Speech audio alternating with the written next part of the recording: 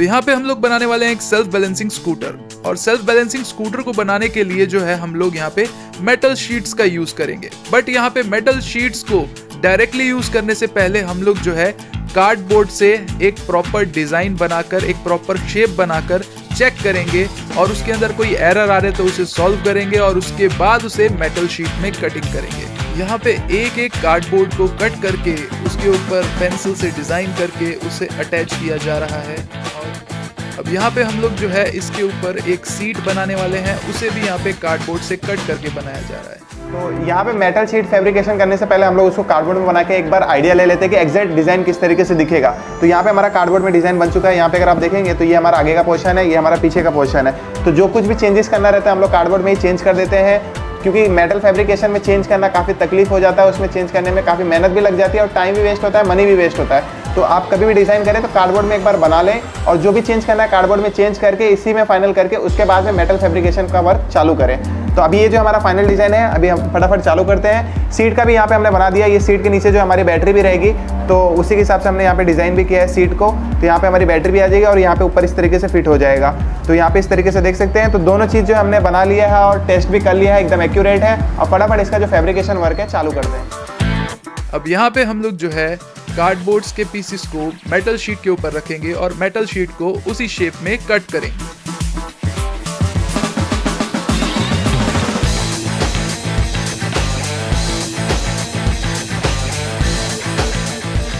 काफ़ी अच्छे तरीके से यहाँ पे जो है मेटल शीट्स कट हो चुकी हैं। अब जो है इन्हें वेल्डिंग किया जाएगा और इन्हें जोड़ के एक प्रॉपर शेप दी जाएगी।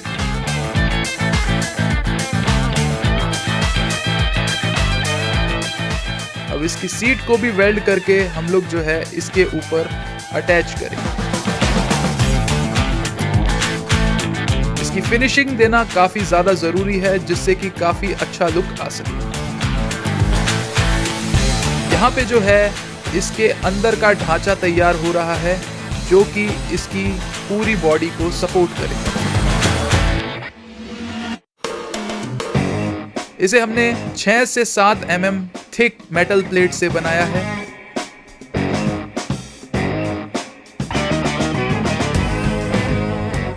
तो यहाँ पे अगर व्हील की बात करें तो हम लोग ये वाली व्हील यूज़ करने वाले हैं। इसी के बीच में जो हमको मोटर मिल जाती है, मीन्स जिसको हम हब मोटर बोलते हैं। और यहाँ पे अगर आप देखेंगे तो ये इसके फेस वायर और होल सेंसर वायर। यहाँ पे अगर आप एक चीज़ नोटिस करेंगे तो इसका जो रिम है काफ़ी मोटा है, और रिम मोटे होने की वजह से जो इसमें टायर लगा है वो भी काफ़ी बड़ा लगा हुआ है। तो टायर जितना बड़ा रहेगा, जितना चौड़ा रहेगा, उतना आपको जो है बैलेंसिंग काफ़ी आसान रहेगा, और टायर जितना पतला रहेगा उतना कहीं ना कहीं बैलेंसिंग करने में थोड़ी दिक्कत आएगी। तो आप ट्राई करिएगा जितना मोटा टायर मिले उतना अच्छा है, ठीक है। बाकी जो ऊपर का हमने फ्रेमिंग तैयार किया है वो एक बार आपको फिट करके दिखा देते हैं। अब यहाँ पे जो हमारा मेन सपोर्ट है उसे हम लोग हमारे मोनो व्हील के साथ फिट कर रहे हैं। तो यहाँ पे अगर आप देखेंगे तो ये जो हमारा मेन फ्रेम है कंप्लीट हो चुका है। नीचे का जो पार्ट देख रहे हैं यहाँ पे हमारा फुटरेस्ट लगेगा, उसके हिसाब से हमने यहाँ पे कट दिया है। अब उसके ऊपर यहाँ पे अगर आप देखेंगे तो एक्सल के हिसाब से हमने यहाँ पे होल किया है, मीन्स स्लॉट पड़ा है, जैसा एक्सल है सेम एज इट इज, जिससे एक्सल जो है इसके अंदर घूमे नहीं। तो उसके हिसाब से हमने यहाँ पे स्लॉट लगा के यहाँ पे नट से टाइट कर दिया है। अब उसके ऊपर यहाँ पे देखेंगे तो यहाँ पे जो है बीच में हमने कट इसलिए मारा है क्योंकि जो हम लोग प्लेट यूज़ कर रहे हैं उसकी थिकनेस कहीं ना कहीं बहुत ज़्यादा थी, तो कहीं ना कहीं वजन कम हो जाए उसके लिए हमने यहाँ पे कट किया है। तो सेम एज इट इज यहाँ पे हमने कट करके इसको यहाँ पे बेंड कर दिया है। तो यहाँ पे हमने 2 बनाया है, एक राइट के लिए और एक यहाँ पे अगर आप देखेंगे तो एक लेफ्ट के लिए, ठीक है। अब उसके बाद में यहाँ पे अगर बीच में देखेंगे तो यहाँ पे हमने होल किया है। तो यहाँ पे जो हमारा ऊपर का प्लेट आके यहाँ पे टाइट होगा। तो यहाँ पे अगर आप वर्किंग देखेंगे तो दोनों एक साथ वर्क कर रहा है, ठीक है। अब आगे की जो फ्रेमिंग हमारी बाकी है उसको मैं कंप्लीट करके आपको दिखा देता हूँ। अब हमारी फ्रेम के अन्य कुछ पार्ट्स के जो है हम लोग कटिंग कर रहे हैं, और उसके बाद उसे फ्रेम के साथ अटैच किया जाएगा।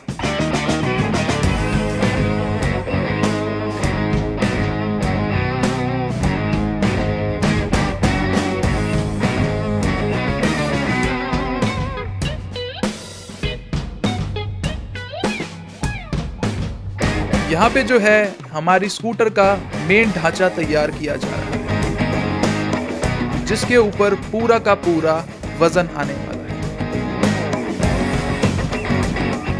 अब यहाँ पे इसे हम कवर कर रहे हैं हमारी मेटल शीट्स के साथ, और इसे एक प्रॉपर स्कूटर का शेप दिया जाएगा।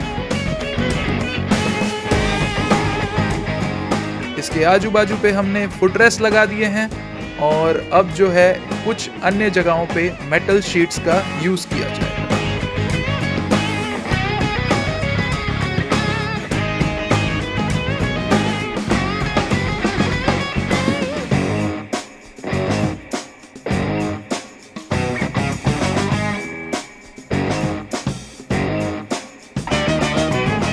हमारी स्कूटर देखने में काफ़ी ज़्यादा अच्छी लग रही है और इसे और अच्छा बनाने के लिए हम कुछ ऐसे कट्स देंगे जो कि इसे प्रॉपर स्कूटर वाली शो देगा।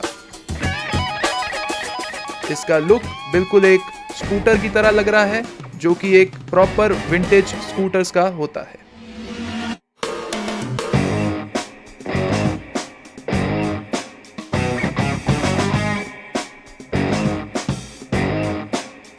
इसके आगे और पीछे कुछ और मेटल पार्ट्स लगाए जाएंगे जो कि इसकी डिजाइन में इजाफा करेंगे।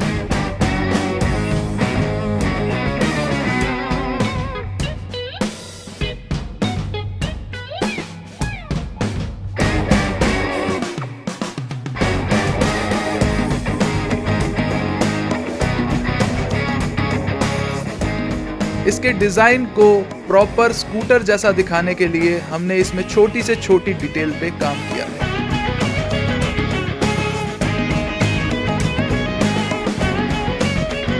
अब हमारे स्कूटर को हम लोग डिसेंबल करेंगे ताकि हम उस पे पेंट कर सकें।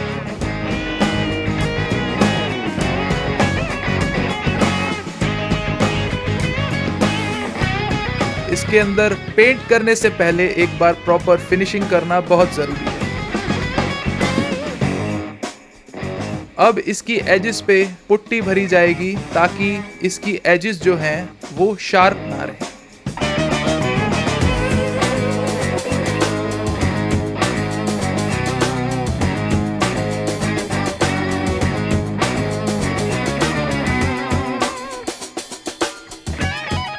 अब पूरी गाड़ी को पेंट करने से पहले उस पे प्राइमर अप्लाई किया जाएगा जिससे कि पेंट जो है वो और मजबूती से पकड़ बिठाए।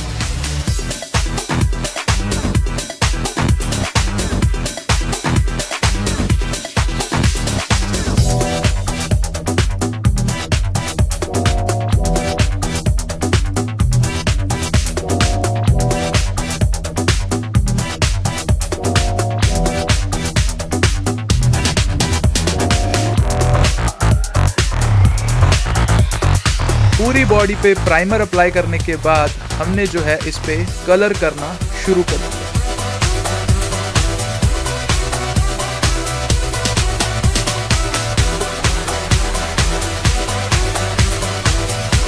कलर करने के बाद पार्ट्स का जो लुक है वो काफी ज्यादा उभर के आ रहा था।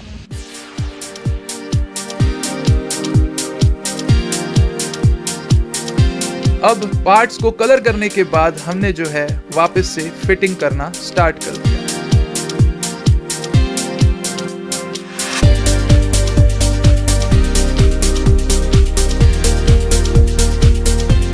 तो ये जो आप देख रहे हैं ये जो हमारा सेल्फ बैलेंसिंग कंट्रोलर है, तो पूरी गाड़ी को जो है पूरा सेल्फ बैलेंसिंग यही कंट्रोलर करने वाला है। अगर आपके पास ये कंट्रोलर नहीं होगा तो जो हमारी गाड़ी है वो सेल्फ बैलेंस नहीं हो पाएगी। तो ये कंट्रोलर बहुत जरूरी है, ठीक है। तो यहाँ पे अगर आप देखेंगे तो इसके पीछे जो है जनरली कोई केसिंग रहता नहीं है। तो कभी कभार क्या होता है कि हम फिटिंग करते समय ध्यान नहीं देते और कहीं उल्टी सीधी जगह रख देते हैं, तो क्या है कि मेटल का शीट कोई टच हो जाता है तो जो ये सर्किट है पूरा खराब हो जाता है, तो पूरा कंट्रोलर जो खराब हो जाता है। तो आप ध्यान रखिएगा, अगर पीछे केसिंग नहीं है तो एक MDF बोर्ड का प्रोटेक्शन आप पीछे दे दीजिएगा, क्योंकि जनरली मैंने एक दो कंट्रोल मैंने ऐसे ही गलती से खराब हो चुका है, तो आपका खराब ना हो इसलिए मैं आपको बता रहा हूँ। अब यहाँ पे फिटमेंट के लिए देखेंगे तो जो हमारा मेटल शीट का जो हमने पूरा फ्रेम बनाया था उसी के बीच में हमने कट किया था, जैसे कि आपने पार्ट 1 में देखा होगा। उसके बाद हमने 3D प्रिंटर से प्रिंट करके एक केसिंग बना दिया है। अब इस केसिंग के ऊपर जो हमारा कंट्रोलर इस तरीके से कुछ फिट होगा, ठीक है। तो फिटिंग करते समय आपको ध्यान देना है जो कंट्रोलर है उसका फिटमेंट प्रॉपर होना चाहिए, ऊपर नीचे नहीं होना चाहिए, टेढ़ा नहीं होना चाहिए, क्योंकि जब तक कंट्रोलर प्रॉपर फिट नहीं होगा तो आपका वर्किंग भी कहीं ना कहीं प्रॉपर नहीं होगा।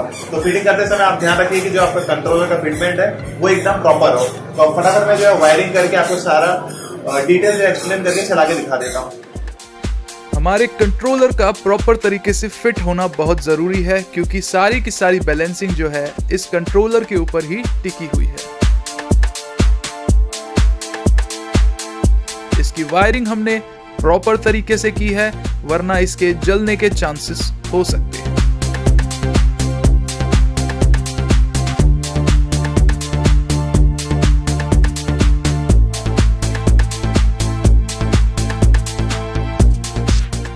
यहाँ पे हमारा जो है वायरिंग पूरा कंप्लीट हो चुका है। तो यहाँ पे हमने मोटर का जो फेस वायर था, कंट्रोलर का phase wire colour to colour हमने लगा दिया है। सेंसर वायर भी सेम हमने कलर टू कलर वायर लगा दिया है। अब उसके बाद में यहाँ पे हमारा 2 वायर बचता है। एक हमारा है ये बैटरी का, तो उसको भी मैंने यहाँ पे बैटरी के साथ में कनेक्ट करके ये वायर जो मैंने ऊपर ले लिया बैटरी के पास में। तो केबल मैंने थोड़ा बड़ा रखा है क्योंकि बैटरी जो हमारा ऊपर सीट पे फिट होगा।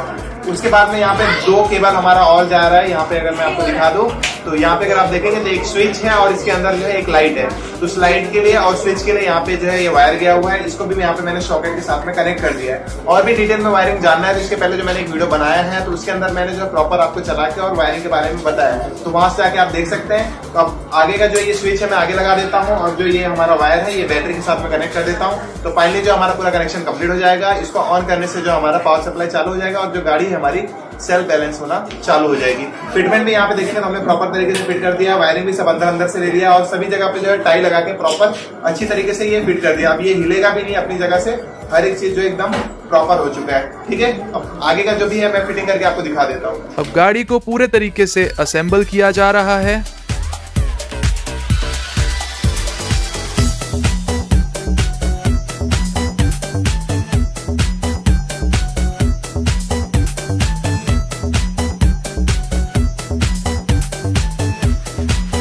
असेंबल करने के बाद इसका लुक जो है काफी ज्यादा अच्छा लग रहा है।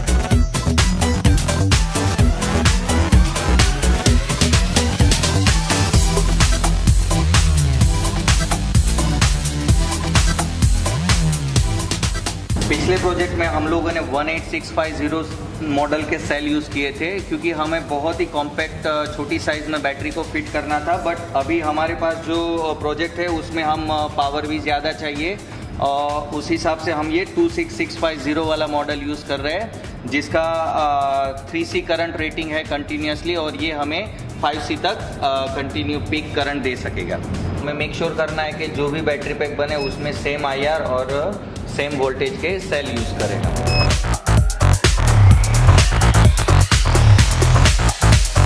यहाँ पे जो है हमने बैटरी को कस्टमाइज बनवाया है जिससे कि ये बैटरी हमारी सीट के नीचे प्रॉपर्ली फिट हो सके।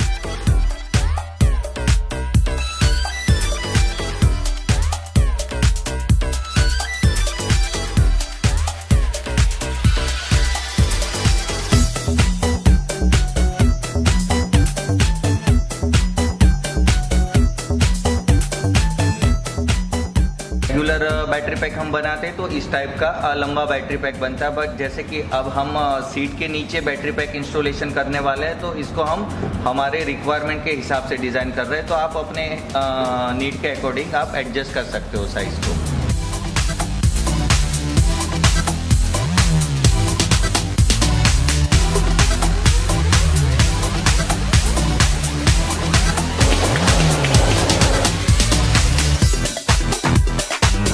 हमारे स्कूटर के अंदर बैटरी का जो है काफ़ी इम्पोर्टेंट रोल है, काफ़ी अहम भूमिका निभाता है। इसलिए हमने जो है जितना ज़्यादा हो सके उसे कॉम्पैक्ट रखा है।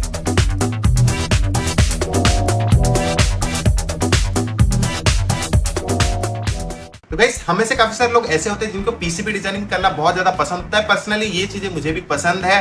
तो इसी को ध्यान में रखते हुए एलटीएम आपके लिए लेके आया एलटीएम डिजाइनर और एलटीएम 365। जिनको नहीं पता उनको बता दो, एलटीएम डिजाइनर वर्ल्ड का most trusted PCB designing software है जिसके अंदर आप पीसीबी की छोटी से छोटी डिटेलिंग को भी इजीली कर सकते हैं। यहाँ पे हाल फिलहाल में एलटीएम ने लॉन्च किया है एलटीएम 365 जो एक क्लाउड बेस्ड प्लेटफॉर्म है जिसके अंदर एक प्लेटफॉर्म पे मल्टीपल लोग जुड़ के एक प्रोजेक्ट के अंदर काम कर सकते हैं। इवन आप अपने प्रोजेक्ट को कहीं पे भी किसी भी जगह से एक्सेस कर सकते हैं। ऐसे बहुत सारे फीचर LTM 365 में उन्होंने दिए हैं। तो देर किस बात की, इनके मैं फ्री ट्रायल लिंक आपको वीडियो के डिस्क्रिप्शन में दे रहा हूं, तो वहां से जाके आप चेक करिए। देर किस बात की लिंक वीडियो के डिस्क्रिप्शन में फटाफट जाके आप चेक करिए।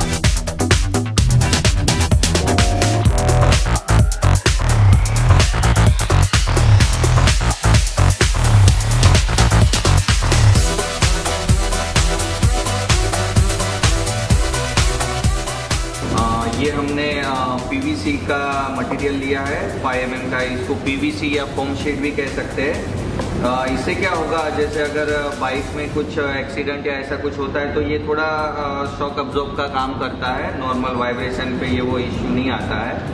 और बाकी मेटल का बॉक्स तो बनाना ही है हमें। तो ये पूरे बैटरी को ऐसे हम कवर कर देंगे इससे।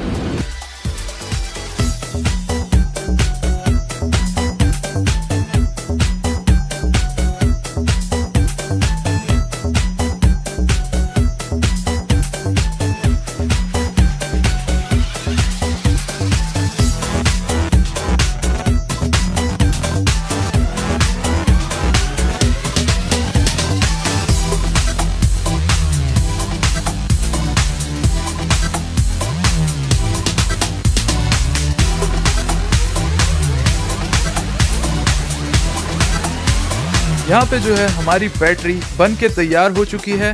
अब इसे हम लोग हमारी स्कूटर की सीट के नीचे फिट करेंगे।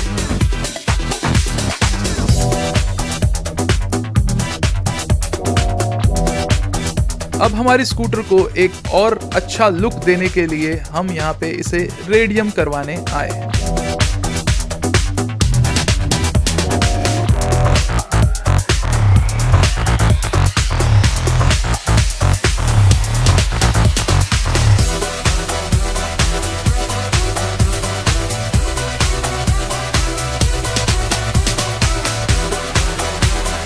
रेडियम करवाने से इसके लुक में 4 चांद लग चुके हैं। अब हमारी गाड़ी राइड करने के लिए है तैयार, तो चलिए इसे रोड पे लेके चलते हैं।